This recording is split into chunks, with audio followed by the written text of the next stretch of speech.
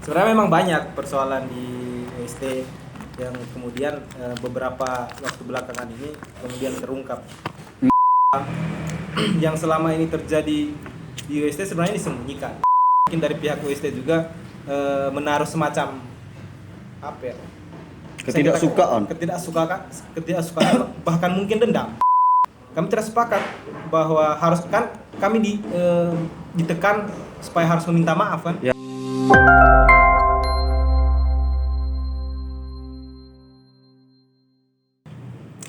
Oke, baik. Assalamualaikum warahmatullahi wabarakatuh. Waalaikumsalam warahmatullahi. Sahabat-sahabat Republik Bicara di seluruh dunia dan dimanapun berada, kembali lagi bersama saya Rega, host Republik Bicara, dan saya mengajak host dadakan ini, host tertentu ini, Bung Kapi. Bersama kami mengundang Bang Wahid. Bang Wahid ini yang lagi viral, yang lagi mendapatkan ketidaknyamanan ya Bang ya. Iya, diberhentikan. Itu. Kita akan membahas kronologi itu hari ini, Bung Kapi. Jadi beberapa waktu yang lalu kan kita sempat juga mengundang Bang Wahid untuk podcast. Iya. Nah, setelah itu kami mendapatkan informasi Bang Wahid diberhentikan oleh rektor kampus Universitas Sarjana Wiyata Taman Siswa sebagai ketua MMU. Iya. Ketua MMU. Sebagai ketua MMU, dan kami membaca di surat keputusannya itu, surat edaran itu, ada banyak sekali hal-hal yang menurut kami lucu, Bang. Iya. Sebutan presma lah tidak diperbolehkan dan lain-lain. Provokator lah. Ini ya mengerikan. Menurut saya hal ini mengerikan terkait kebebasan berakademik. Jadi Bang Wahid, ceritain dong. Gimana sih kronologinya kok sampean diberhentikan ini loh? Oke. Pertama, assalamualaikum warahmatullahi wabarakatuh. Saya akan ucapkan salam taman siswa ya, salam dan bahagia. Itu salam bahagia. Iya, itu namanya. Kata atau kalimat yang diwariskan oleh ajaran taman siswa. Artinya mengucapkan salam itu maknanya keberagaman dan bahagia itu ya ketika kita mengucapkan hal tersebut kita sebisa mungkin bisa bahagia dan bisa membuat orang lain bahagia kan. Oke. Dengan kehadiran kita. Nah, jadi seperti itu. Sebenarnya memang banyak persoalan di UST yang kemudian beberapa waktu belakangan ini kemudian terungkap. Dan bagiku itu mesti diketahui oleh publik bahwa yang selama ini terjadi di UST sebenarnya disembunyikan. Ya. Salah satunya kan kebebasan akademik itu. Padahal kan kalau kita lihat undang-undang dan sebagainya kan itu sangat mengatur dengan konkret ya. Di Undang-Undang Dasar NRI 45 juga diatur tentang kebebasan berpendapat dan sebagainya. Pun dalam undang-undang lainnya diatur. Akan tetapi kan ketika kita kontekskan dengan UST, hal-hal tersebut menjadi sangat absurd. Ya. Terbukti yang kemarin itu ketika kita menyuarakan hal yang sebenarnya sangat substansial di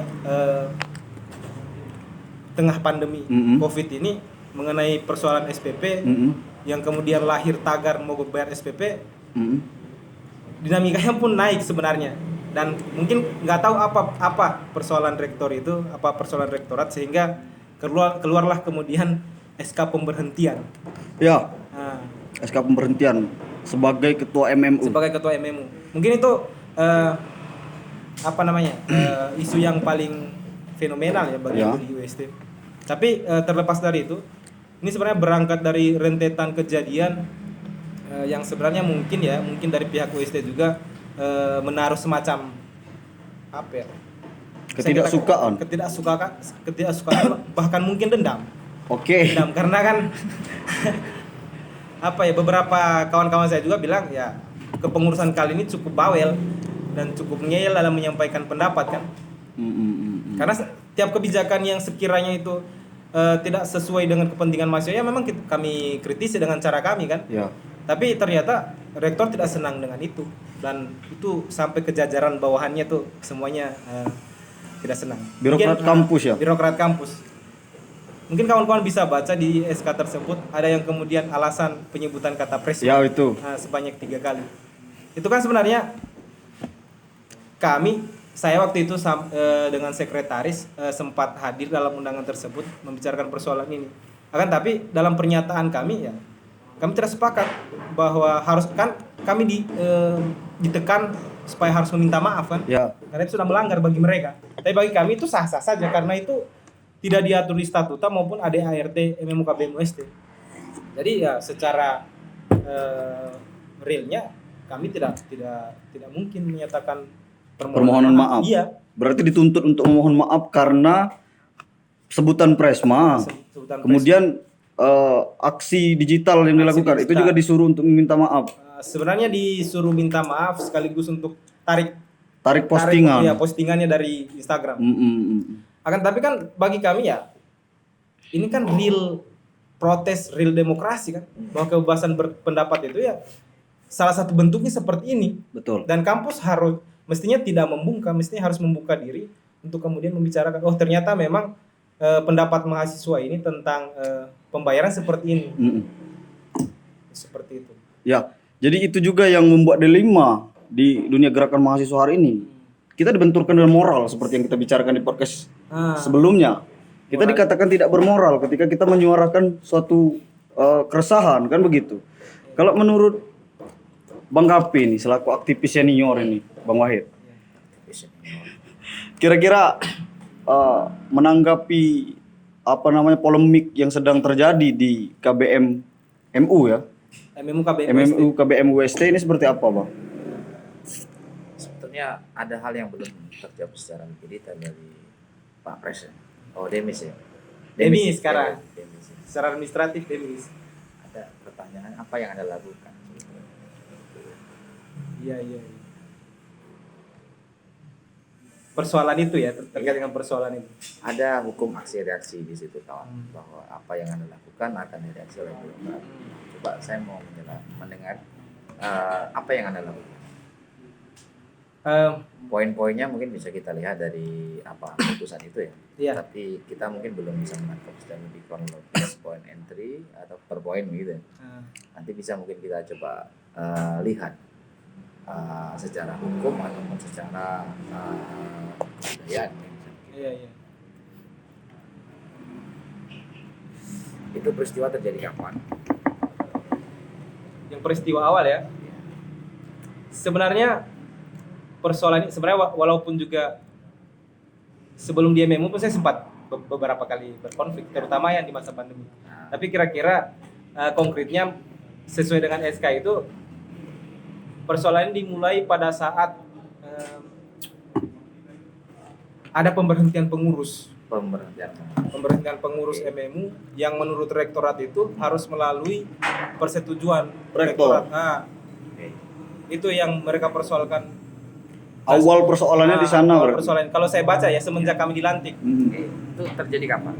Itu kurang setelah pelantikan kira-kira bulan 3. Bulan 3 atau bulan 4. Nah, 2 bulanan lah setelah kami dilantik. Maret terjadi peristiwa Anda memecat pengurus Anda gitu ya. Itu kemudian ditegur oleh rektor karena Anda tidak melakukan koordinasi. Pertanyaannya, statutanya bunyinya seperti apa terkait penataan struktur itu seperti apa bunyinya yang Anda pahami?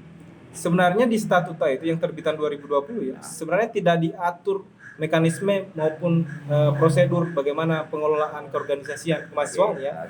Di dalam itu hanya dijelaskan bahwa lembaga tertinggi di UST itu ada yang bernama MMUKB MUST, sedangkan di tingkat fakultas itu MMF, di tingkat prodi itu IMPS. Hanya sebatas itu. Untuk mekanismenya itu kan kami mempunyai ADRT sendiri. Untuk mekanisme pemberhentian maupun mekanisme lain itu diatur di ADRT, dan hal tersebut juga kami sudah bahas. Kebetulan kan sebulan yang lalu kami melakukan sidang istimewa untuk kemudian merumuskan kembali bagaimana ADRT MUST. Dan dalam ADRT tersebut ya rektor itu ataupun birokrasi kampus tidak berhak dalam mencampur persoalan internal. Itu jelas ya secara jelas. Dan itu disepakati oleh lebih dari setengah MMF, kemudian lebih dari Iya Bung. Tadi peristiwa pertama terjadi di bulan Maret lebih kurang menuju April ya. Maret Anda- April lah. Ya, Anda memecat apa namanya anggota Anda itu ya. Berarti dipersoalkan oleh rektorat. Anda tadi menyebut ada peristiwa beruntun. Peristiwa kedua apa sih, Bung? Peristiwa kedua itu dikeluarkannya surat edaran tentang registrasi pembayaran Oke. dan juga apa namanya ya, biaya yang harus ditanggung oleh teman-teman Soal SPP. yang cuti. Oh, yang cuti. Jadi di Ah. surat edaran tersebut ada substansi. Yang pertama itu registrasi untuk SPP tetap, yang kedua itu untuk aktivasi cuti. Oke. Aktivasi cuti itu sebesar 400.000. Sebenarnya bukan apa namanya, lebih dari itu. Poinnya sebenarnya dana 400.000 itu yang dibayar, misalnya kalau dia cuti 2 semester berarti 800.000. Itu masuk ke rekening rektor. Ke rekening rektor. Rekening rektor. Dan itu dijelaskan di surat edaran. Itu yang keluar Itu pertanggal 21 Oke. Juli. Itu mekanisme birokrat kampus itu gimana kok bisa ke rekening rektorat? Sebenarnya secara Kan semestinya masuknya di birokrat. birokrat harusnya kan membawa nama WST, Ya, oke. institusi kan. Oh, jadi Anda mempersoalkan masalah itu. Maksud masalah itu. Poin kedua ya. Nah, Itu terjadi kapan? itu 21 Juli 2021 keluar. Dan dalam surat edaran itu dua. Oke, gitu. Juli. Juli Berarti bulan kemarin. bulan kemarin. Oke. Dan apa yang ketiga? Eh, Peristiwa ketiga. yang ketiga itu, jadi setelah keluarnya surat edaran tersebut, kami mengeluarkan surat pernyataan sikap. Oke. Yang bunyinya kira-kira kami menolak lah surat edaran itu dan beberapa penjelasan lainnya yang sekiranya itu berkenaan dengan itu. Tapi poinnya ada di situ sebenarnya. Kok bisa? Yang pertama, kok bisa SPP tetap itu tidak dipotong di masa pandemi, sementara waktu itu PPKM sudah berjalan. Yang kedua, kok bisa pembayaran itu masuk ke rekening rektor? Oke. Ya. Dan bukan cuma satu pembayaran, ada beberapa jenis pembayaran lainnya. Yang masuk langsung ke rekening Rekening rektor. Termasuk repositori jurnal sebesar 200.000. Itu juga masuk ke rekening rektor. Dari dekan, kajur, beserta birokrat rektorat itu apa tidak ada yang mempersoalkan itu? Saya kurang paham juga apakah ada yang mempersoalkan, tapi ketika saya melihat dinamika yang terjadi di OST, sebenarnya mereka satu frame. Terbukti dengan beberapa intimidasi kan yang dilakukan oleh pihak rektorat terhadap kawan-kawan yang ada di fakultas. Oke. Apa bentuk intimidasinya? Ada ancaman akan diberikan sanksi. Bahkan yang lebih parah kemarin dipaksa untuk menyampaikan ucapan terima kasih. Oke. Terkait Jadi ada kan bentuk rekayasaan begitu. rekayasa. Teman-teman fakultas tidak berkenan sebenarnya. Itu terjadi di Fakultas Pertanian, tidak berkenan. Akan tetapi karena dari pihak birokrat, entah itu skala univ atau skala fakultas, saya juga kurang tahu mekanisme internal mereka seperti apa. Akan tetapi ada semacam manipulasi. Iya. Manipulasi tanda tangan dan juga cat Oke. yang dilakukan oleh pihak fakultas. Oke. Entah siapa yang bermain di situ, tapi bagi kami itu secara administratif sangat cacat banget dan itu melanggar hukum pasti. Iya. Kemudian yang selanjutnya ada lagi rentetan peristiwa yang Anda katakan. Ada beberapa pengurus saya Nah, yang langsung di chat dan bunyinya itu sangat intimidatif. oke. Bahwa gerakan yang dilakukan oleh Memu hari ini ya provokatif dan itu melanggar undang-undang ITE. Oke. Saya tidak tahu standar yang mereka pakai seperti apa, yang jelas dalam bunyi chatnya itu seperti itu.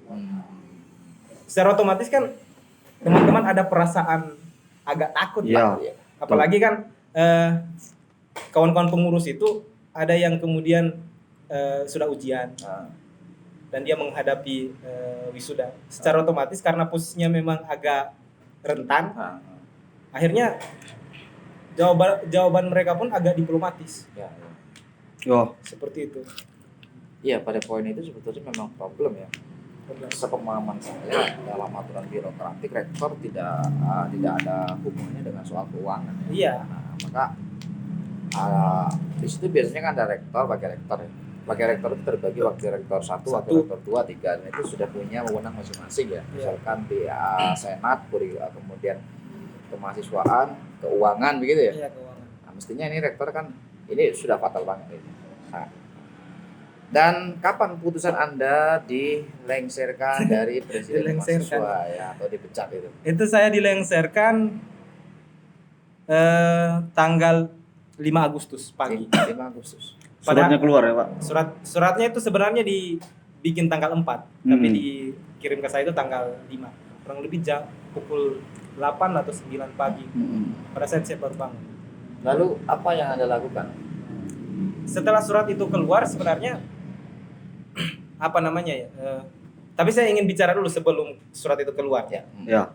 Jadi sebelum surat itu keluar sebenarnya kami sempat mengadakan rapat internal dan rencananya akan mengadakan rapat koordinasi dengan teman-teman fakultas maupun UKM. Kami bersepakat bahwa MMU akan melakukan langkah-langkah prosedural ya. Kami akan melakukan audiensi dan itu juga sudah saya sampaikan langsung ke Kabag bagian kemahasiswaan itu Pak Marji.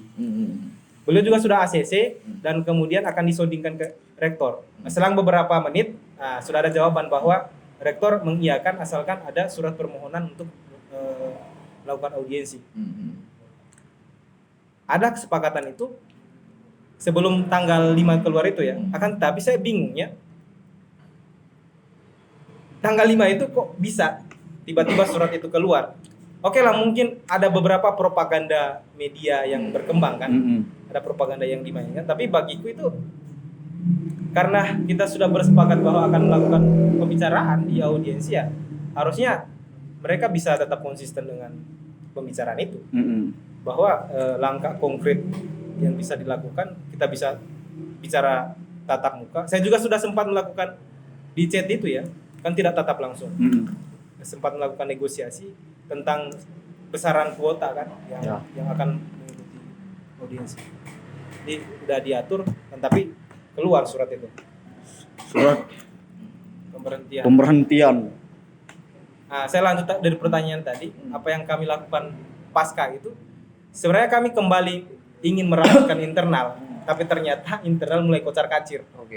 Mulai kocar-kacir. Jadi ada gerakan sabotasan dari bawah gitu ya. Sabotase. Lahirnya akun-akun fake yang kemudian mencoba doxing kan, mencoba mendoxing saya secara pribadi dan sepertinya hal tersebut juga disupport oleh pihak birokrasi. Terbukti tadi itu ada satu unggahan yang kemudian di-repost oleh Humas UST.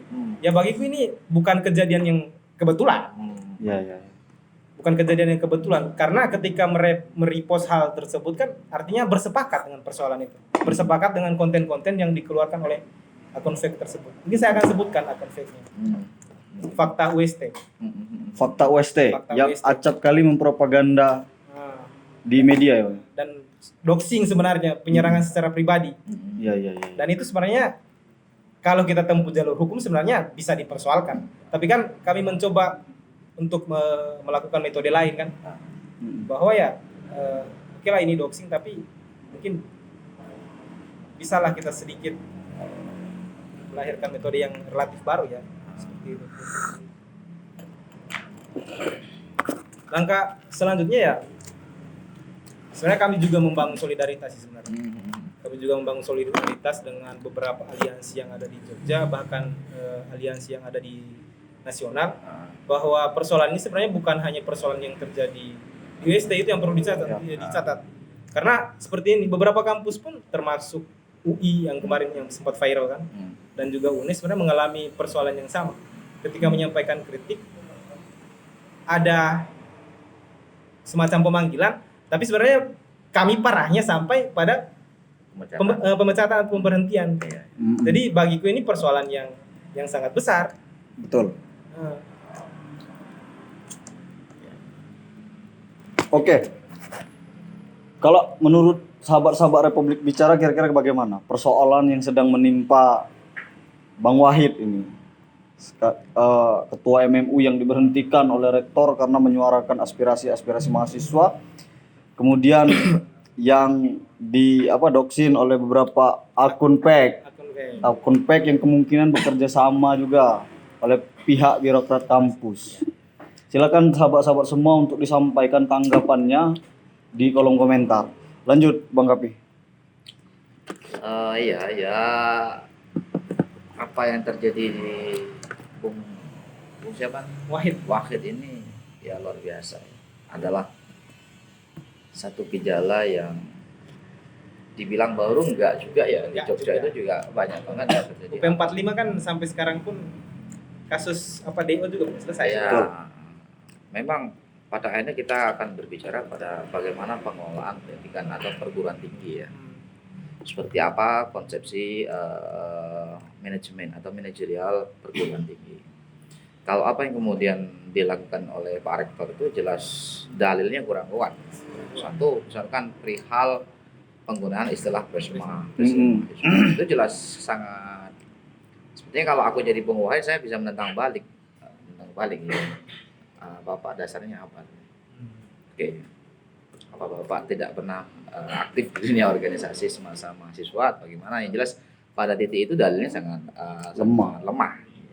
Tidak bisa untuk diperdebatkan pun sangat jauh gitu ya. Sangat jauh. Dan tidak substansial. Apa yang diperdebatkan dari kata itu? Ya, substansinya nggak ada. Dan benar tidak ada. Jadi ya mungkin patut dipertanyakan kerektorannya UST dengan kalau memang itu benar lahir, tapi sudah ada fakta bahwa itu menjadi suatu keputusan ya. Iya. Kemudian yang kedua soal tuntutan teman-teman perihal mogok bayar SPP. Ini yang mungkin menarik untuk diuraikan kembali ya oleh kawan-kawan UST. Karena ini bukan persoalan ini saja sebenarnya, bukan. Ya, betul. Jadi memang kita harus sadar bahwa dampak pandemi itu tidak hanya mengarah pada pedagang, tapi sebetulnya ini secara makro, secara menyeluruh. Siapa yang tidak kena dampak? Semuanya kena dampak. Maka pemerintah seharusnya memang melakukan dispensasi atau keringanan atau kemudahan. Dan konteksnya itu ya. Kalau mungkin 1-2 minggu terakhir teman-teman unjuk rasa soal pendidikan dan seterusnya, ya itu menurut saya hal yang wajar. Hal yang wajar sebab mendengar dari beberapa teman-teman presiden mahasiswa ataupun DPR, di antaranya hal yang kemudian dia serap dari aspirasi warganya atau warga mahasiswanya adalah keberatan bicara soal SPP.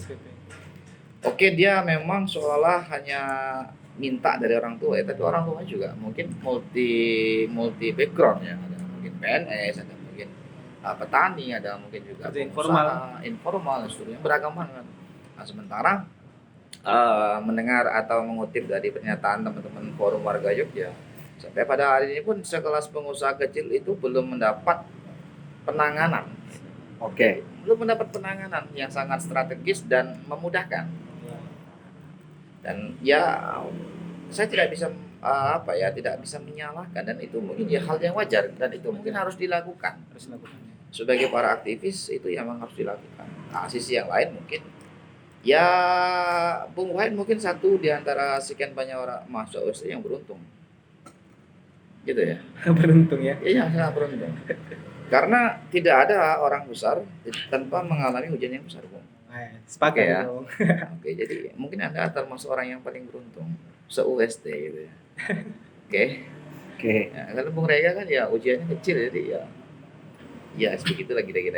Saya rasa saya tidak sanggup, Pak, ketika permasalahan yang menimpa saya. Ya kita harus apresiasi bahwa Bung Wahid bukan pada mahasiswa ya, dia punya keberanian, dia punya gagasan, punya data. Nah, Sohoki dulu juga mirip-mirip begini. Dan ini yang mungkin satu sinyal baru lah bagi saya, sinyal baru. Ternyata gerakan mahasiswa nggak mati. Ada orang yang masih berani, ada orang yang benar-benar bertarung secara wacana gitu ya, secara nyata. Nah, mungkin jawaban diantaranya ada di Bung Wahid. Gitu ya.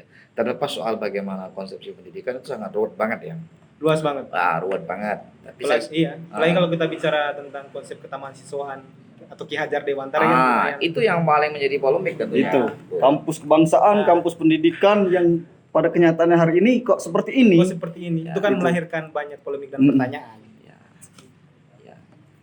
Bahkan pilar-pilar perguruan tinggi diantaranya diadopsi dari pikiran-pikiran Ki Hajar Dewantara. Ketika pikiran yang termaktub dalam sebuah konstitusi kampus tidak mengindahkan dan tidak menjadi ruang alternatif sistem belajar mengajar, ya sangat polemik.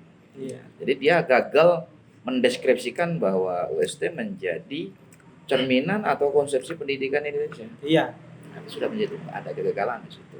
saya sepakat tentang Iya. terkait itu. Hmm. Karena seperti apa ya? Taman Siswa itu kan kalau kita tilik sedikit sejarahnya ya, Ki Hajar Dewantara mendirikan apa namanya? Taman Siswa karena dia berangkat melihat pada situ warga Indonesia yang belum merdeka, bagaimana mereka ditindas oleh pemerintah kolonial Belanda kan pada saat itu. Bahwa konsep Ki Hajar Dewantara salah satu untuk memantik pergerakan dan perlawanan itu melalui pendidikan, pencerdasan kehidupan bangsa. Tapi kalau kita konteks dengan hari ini itu yang apa ya, tidak terjadi di UST. Kok bisa Kok ya? bisa? Malah beberapa kawan-kawan saya yang kemudian tidak mampu misalnya membayar uang kuliah ya terpaksa harus cuti ataupun berhenti. Ya, Dan itu sudah kejadian. ya. Banyak. Ada ungkapan Plato yang menarik sebetulnya. Plato pernah bilang begini, bagi aktivis atau pemikir atau mungkin Kaum intelektual, kaum intelektual itu hanya ada dua pilihan. diam tertindas. Dia memimpin dunia atau republik, atau dia dipimpin oleh orang-orang dunia. Artinya apa sih yang bisa kita petik dari kata-kata itu? Akhirnya kita akan melihat para dua kelompok pemimpin itu kan, dua kelompok pemimpin. Kebetulan kita ketemunya di era kapital, gitu. Era komersial, era transaksional gitu. Dan sharing power itu menjadi salah satu mekanisme yang paling khas di situasi hari ini. Maka afiliasi pendidikan dengan politik, afiliasi politik dengan pemerintah dan seterusnya, sebetulnya kalau menurut analisisku itu belum satu pada tataran yang hierarkis tujuannya. Kalau dikatakan misal pilar pendidikan menurut Hajar Dewantara itu dia harus memiliki partisipasi terhadap religi atau keagamaan, dia harus memiliki partisipasi terhadap nation atau bangsa, dia harus memiliki partisipasi terhadap pengetahuan itu sendiri atau knowledge. Hari ini situasi atau positioning kampus itu sendiri kan patut dipertanyakan.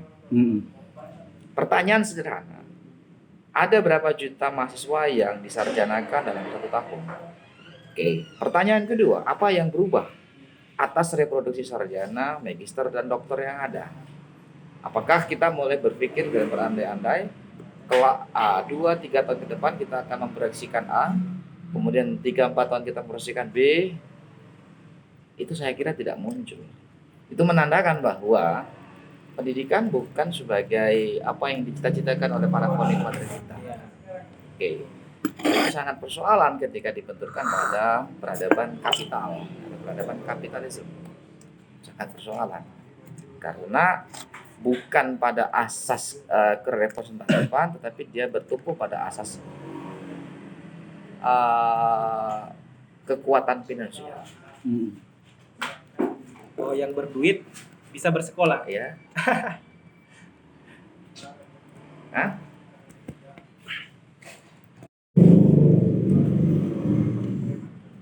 Lanjut Bang Abi. Oh. No. Oke, saya lanjutkan Bang.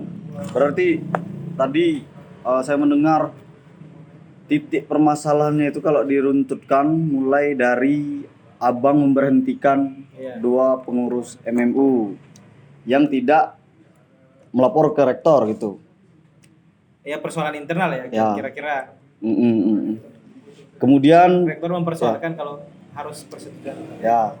Kemudian persoalan kedua adalah perihal pembayaran mahasiswa yang cuti. Sama Itu yang masuk ke rekening rektor secara langsung. Iya. Oke. Persoalan yang ketiga tadi adalah SPP tetap.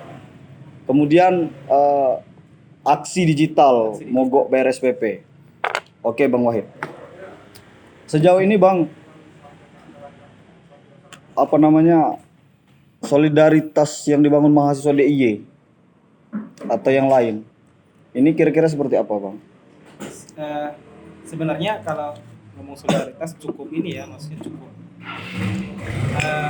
cukup terbangun solidaritas di lingkup Yogyakarta ya. Kemarin itu pasca surat pemberhentian tersebut banyak teman-teman yang bersaudara secara digital. Salah satunya itu aliansi BMSI, DIY, Jateng, kemudian GNP maupun komite kampus. Mereka kemudian mau bersolidaritas dan beberapa perwakilan dari organisasi internal kampus, semacam WADEK dan beberapa kampus lainnya. Karena dari beberapa hal yang saya lihat dari mereka itu sebenarnya mereka melihat satu persoalan yang sama ya, seperti yang kita bicarakan dari awal ya, bahwa hari-hari ini ya kampus itu memang sangat anti demokratik, anti kritik dan sebagainya.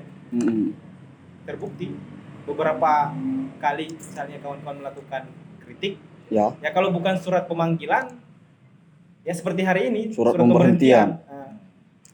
Oke. Selanjutnya Bang, kalau berbicara ada nggak perlawanan lagi akan dibangun terkait hal seperti ini?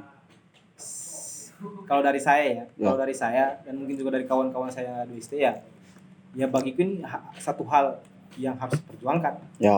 Satu hal yang harus diperjuangkan dan perlu untuk diperjuangkan. Karena ketika ini tidak berhasil diperjuangkan, bagaimana nasib regenerasi kami kan? Adik-adik yang tentunya masih mungkin sekarang masih di prodi maupun di fakultas, ketika misalnya mereka sudah tergabung di MMU atau UST, hal yang pasti akan kita lihat intervensi dan sebagainya itu akan real terjadi.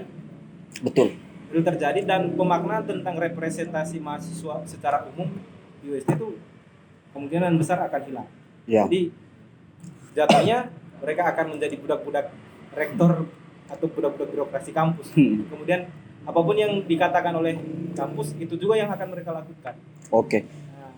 Jadi bukan hanya ini yang membahayakan bagi UST saja Bang menurut saya. Seluruh mahasiswa bahkan di Indonesia ini adalah cerminan buruk menurut saya bagi demokrasi, apalagi kita ketika berbicara mahasiswa. Karena ya demokrasi bentuknya partisipasi. Nah kan tapi jangan sampai ini ada kampus-kampus lain selain UST yang melakukan hal yang sama, memberhentikan, apalagi kalau sampai mendeo. Dan teman-teman, saya rasa teman-teman aktivis mahasiswa dimanapun berada juga harus tanggap melihat hal yang seperti ini. Bagi ini satu kewajiban. Karena kan akan sangat percuma kita teriakan agent of change itu kan, dan beberapa jargon lainnya. Ketika ada persoalan seperti ini kita diam dan tanpa sikap. Ya artinya kita membenarkan sikap anti demokratis dari salah satunya kampus UST. Bagaimana kita bicara tentang skup yang lebih besar kan, seperti negara misalnya atau daerah lah. Ya kalau hal seperti sudah terjadi di kampus yang ruang lingkupnya akademik, artinya perdebatan secara intelektual itu real terjadi. Ketika konteks sosial yang memang pada dasarnya bagi siapapun bisa berbicara kan, walaupun itu mungkin sifatnya kurang ilmiah dan sebagainya, potensial sangat akan direpresi kemudian. Dan ini bagiku ya cerminan negara juga. Ini menarik sebenarnya Bu. Kemarin itu kami sempat mengadakan diskusi kecil-kecilan. Saya mengundang beberapa kawan saya yang ada di kampus lain. Kami membicarakan tentang wajah buruk demokrasi Indonesia. Wajah buruk demokrasi Indonesia. Bahwa yang terjadi di Indonesia hari ini juga dicerminkan di kampus masing-masing sebenarnya. Bahwa anti kritiknya pemerintah hari ini terhadap persoalan juga diwujudkan dengan kebijakan kampus juga anti kritik. Ini sebenarnya sangat fatal dan sangat bahaya. Ya kalau semua hal dibikin seperti itu, artinya otoritarianisme itu yang kemudian kita tentang pada saat Orde Baru bakal terjadi lagi. Bahkan mungkin lebih parah. Dulu kalau kita lihat beberapa kampus itu sangat mendukung demokrasi ya, sangat mendukung demokrasi.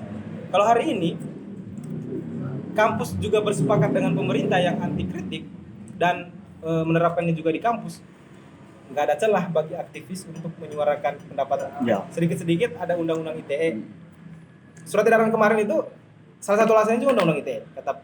Kata pencemaran nama baik itu juga masuk. Sedikit-sedikit itu provokatif. Sedikit-sedikit kalian memancing massa apa segala. Sedikit-sedikit kalian menyerang rektorat. Padahal kan bukan seperti itu. Kita menyikapi persoalan kebijakan. Kebijakan itu. Jadi sangat ini ya, maksudnya sangat naif sekali kampus berpikiran bahwa kami ingin merusak kampus.